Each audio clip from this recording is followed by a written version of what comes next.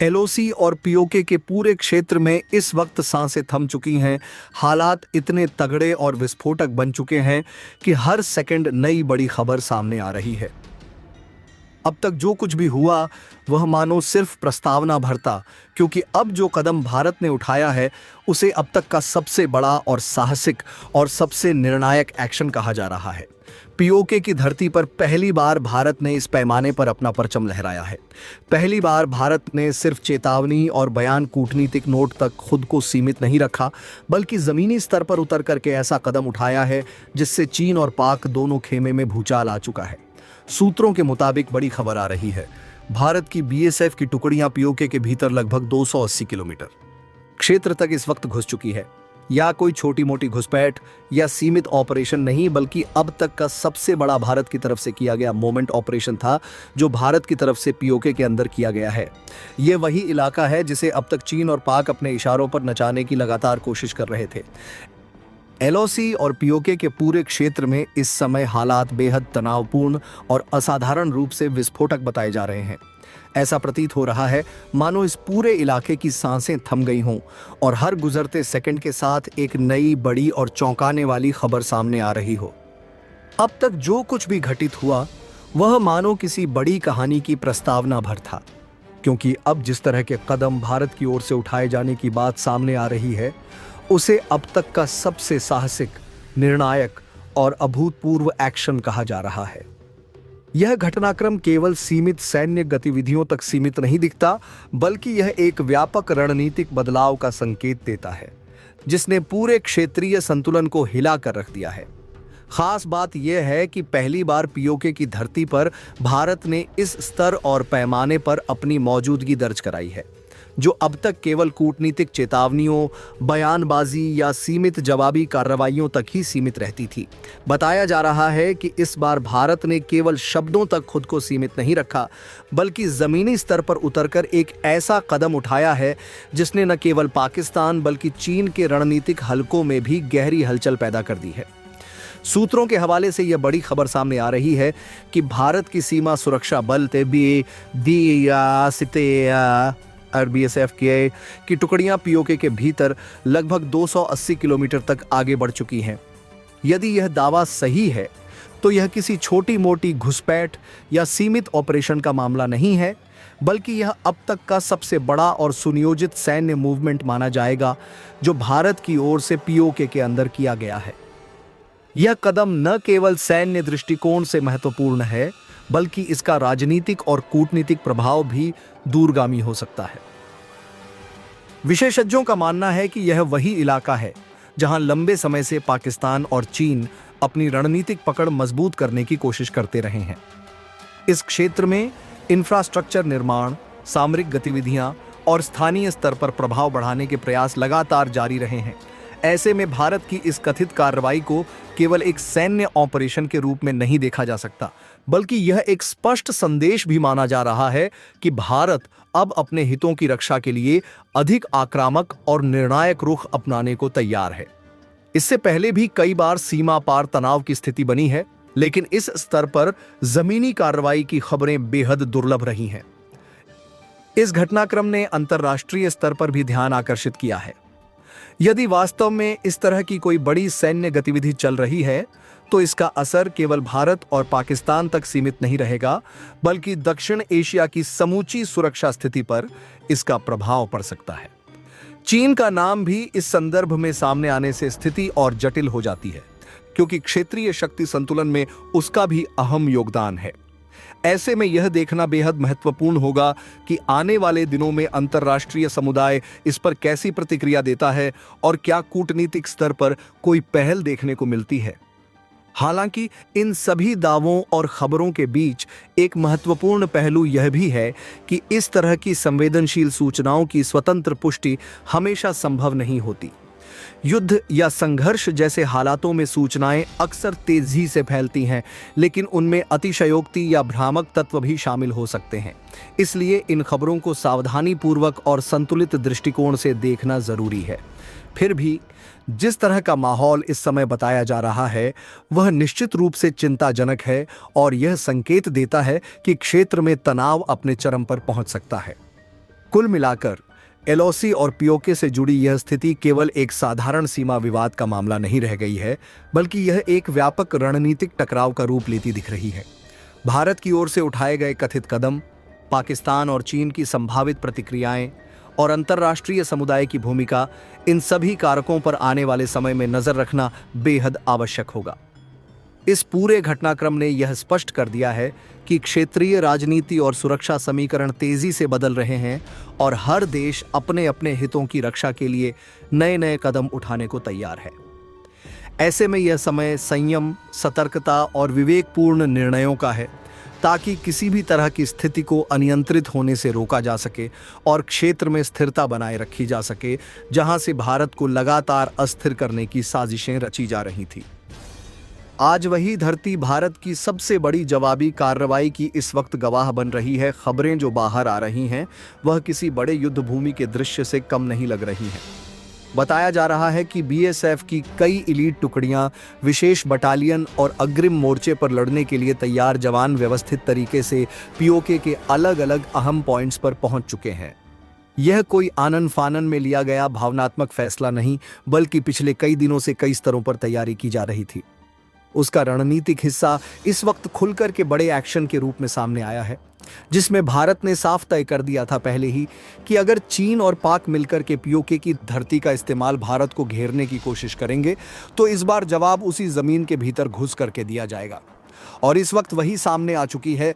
खबर इलाका से आ रही प्रारंभिक रिपोर्ट के मुताबिक इस बात की पुष्टि हो रही है कि पीओके के भीतर चीन और पाक की संयुक्त हरकतों के जवाब में भारत ने जो ऑपरेशन शुरू किया है, उसने चीन पाक की गठजोड़ की कमर पर इस वक्त सबसे बड़ा हमला किया है।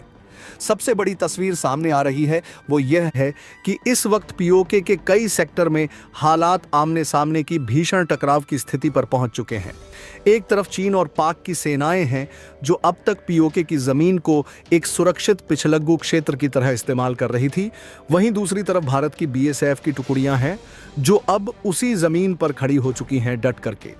यानी आज पहली बार ऐसा हो रहा है जब पीओके के अंदर चीन पाक एक तरफ और भारत की बीएसएफ दूसरी तरफ आमने सामने है।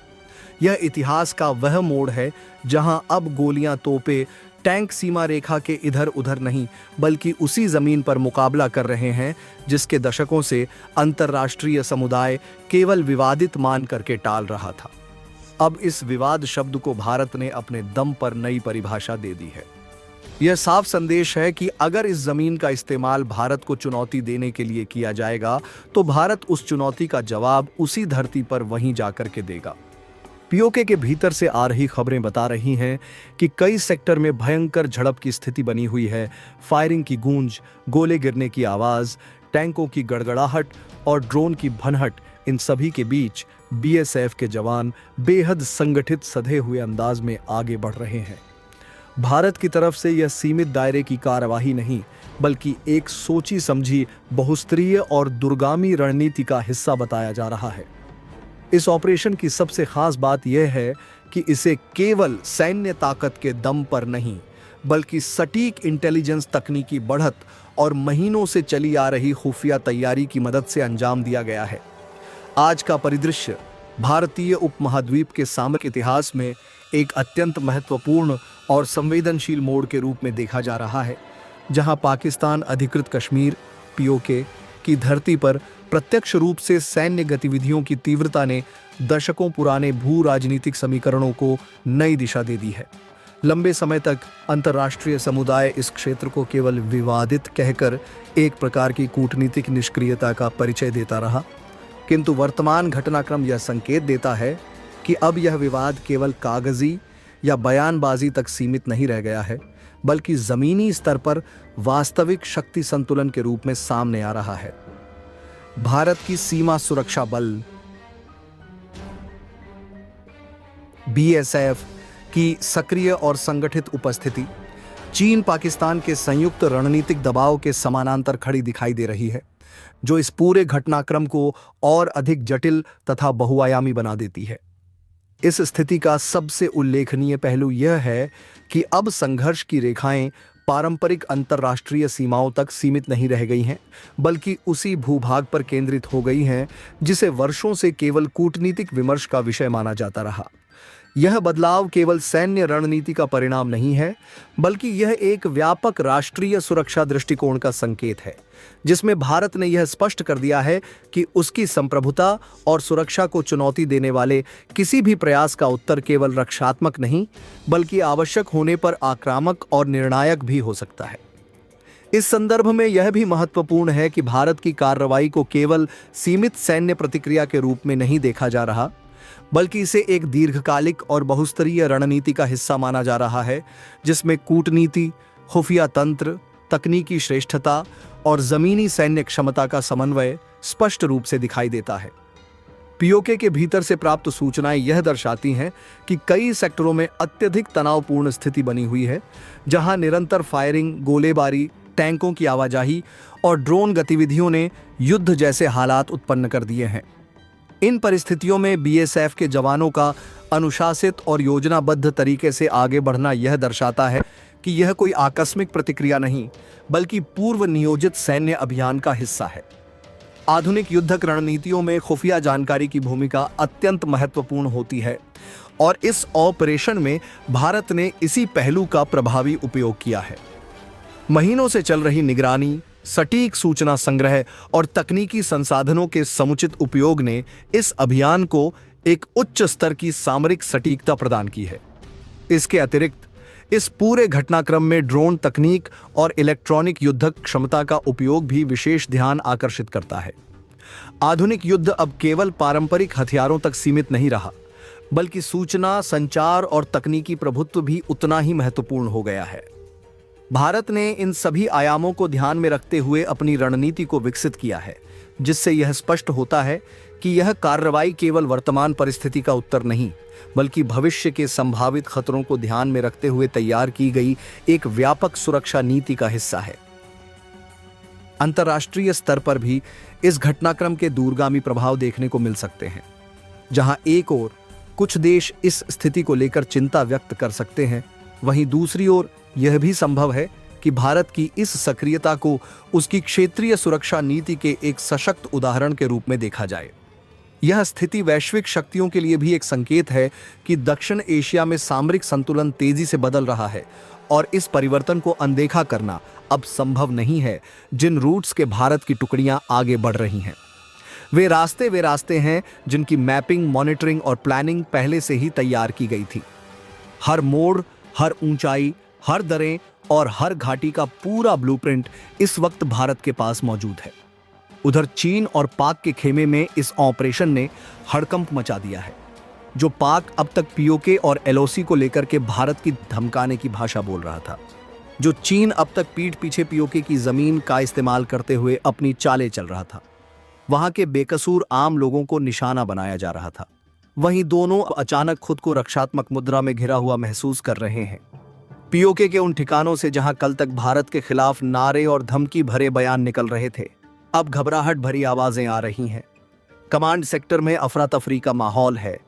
वायरलेस पर एक के बाद एक बेताब संदेश, ब्रीफिंग रूप में चेहरों पर तनाव, और सबसे बड़ी बात कि उन्हें समझ नहीं आ रहा कि भारत ने इतने कम समय में इतने बड़े पैमाने पर यह सब कैसे किया है। दरअसल पिछले 24 घंटों में दक्षिण एशिया के सामरिक परिदृश्य में जिस तीव्रता से घटनाक्रम बदले हैं, उन्होंने न केवल क्षेत्रीय संतुलन को झकझोर कर रख दिया है, बल्कि वैश्विक रणनीतिक विश्लेषकों का ध्यान भी अपनी ओर खींच लिया है।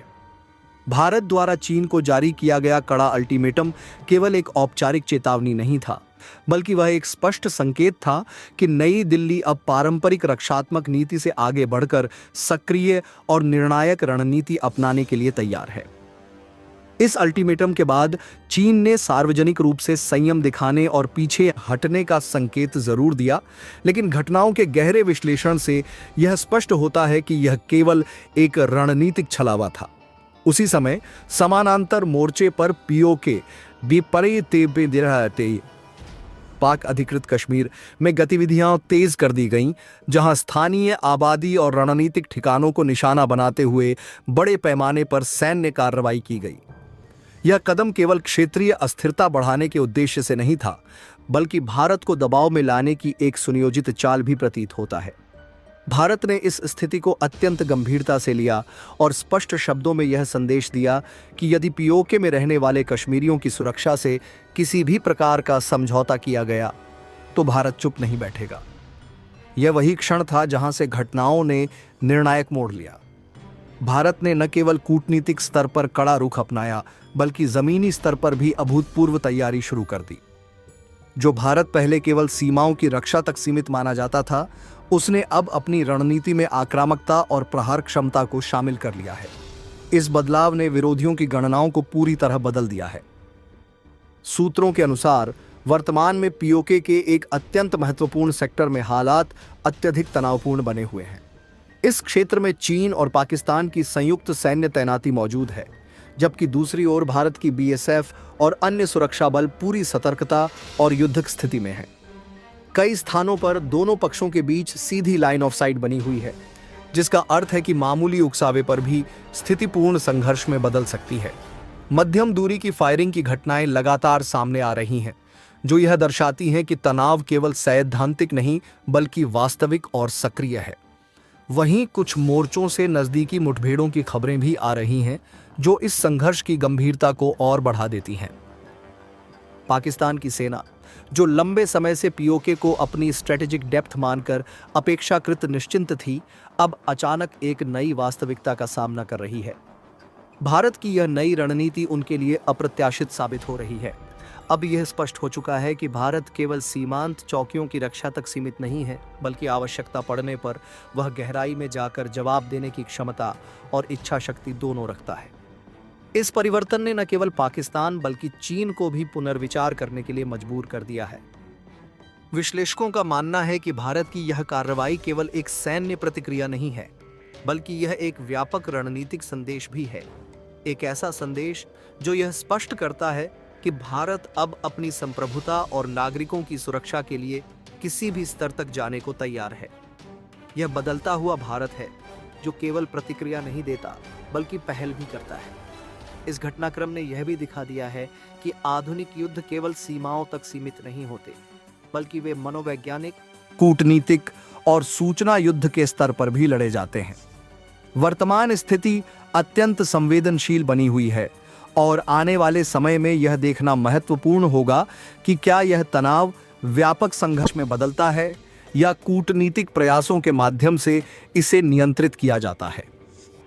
लेकिन इतना निश्चित है कि इस पूरे घटनाक्रम ने दक्षिण एशिया की शक्ति संरचना को एक नए सिरे से परिभाषित कर दिया है। भारत ने यह स्पष्ट कर दिया है कि वह अब केवल एक रक्षात्मक राष्ट्र नहीं, बल्कि एक निर्णायक और सक्षम शक्ति है, जो अपने हितों की रक्षा के लिए हर संभव कदम उठाने को तैयार है, बल्कि कई दर्जनों किलोमीटर तक अपनी पकड़ मजबूत कर चुका है। वहीं चीन की फौज, जिसने पीओके को अपने लिए सुरक्षाजनक कॉरिडोर के रूप में चुना था, अब वही गलियारे व जिनसे वह टैंक और तोपों की सप्लाई वैन को आगे बढ़ा रहा था, अब भारत की नजर के सामने है, भारत की फायर रेंज में है और भारतीय जवाबी एक्शन के इस वक्त दायरे में आ चुके हैं। भारत के इस कदम ने सिर्फ पीओके में ही नहीं बल्कि पूरी दुनिया और एलओसी पर भी हालात बदल दिए हैं। खबर यह है कि भारत ने केवल पीओके के भीतर ही नहीं बल्कि एलओसी पर भी वैसे ही सख्त और निर्णायक कार्रवाई शुरू की है। कई सेक्टर में पाक की चौकियों को सख्त चेतावनी दी गई है कि किसी भी तरीके की हरकत, किसी भी तरह की मदद, किसी भी तरीके के शेल्टर की कोशिश पर तुरंत और सटीक प्रहार किया जाएगा। भारत ने साफ कर दिया है कि अब एक भी संदिग्ध गतिविधि, एक भी संदिग्ध मूवमेंट, एक भी संदिग्ध चौकी नहीं बचेगी जिसे छोड़ दिया जाए। यह बिल्कुल नया भारत है जो अपने पहले फायर का इंतजार नहीं करेगा बल्कि खतरे के संकेत मिलते ही उसे जाकर खत्म करेगा। सबसे चौंकाने वाली बात यह है कि भारत के इस कदम के साथ ही उसने हवा में भी अपनी पकड़ कस दी है। 3 बड़े एयरपोर्ट्स और एयर अब्सेस को हाई अलर्ट पर कर दिया गया है। एयरफोर्स के प्रमुख बेसों पर फुल रेडीनेस घोषित किया जा चुका है। फाइटर स्क्वाड्रन को ऐसी पोजीशन में तैनात किया गया है कि किसी भी पल, किसी भी दिशा में, किसी भी तरीके की जवाबी कार्रवाई के लिए तैनात हो।